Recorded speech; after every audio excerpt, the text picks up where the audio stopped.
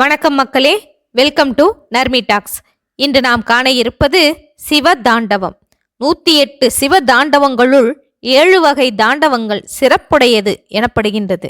அவை காளிகா தாண்டவம், சந்தியா தாண்டவம், கௌரி தாண்டவம், சங்கார தாண்டவம், திரிபுர தாண்டவம், ஊர்த்துவ தாண்டவம், ஆனந்த தாண்டவம் என்பது. இவை சரிகம பதனி என்கிற சப்த ஸ்வரங்களிலிருந்து தோன்றியவை.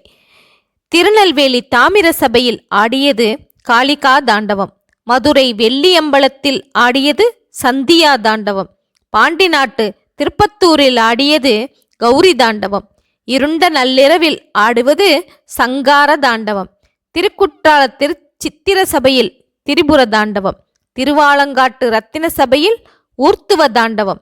காளியிடம் போட்டியிட்ட தாண்டவம் தான் ஊர்த்துவ தாண்டவம். ஆனந்த தாண்டவம் தில்லை பொன்னம்பலத்தில் ஆடியது.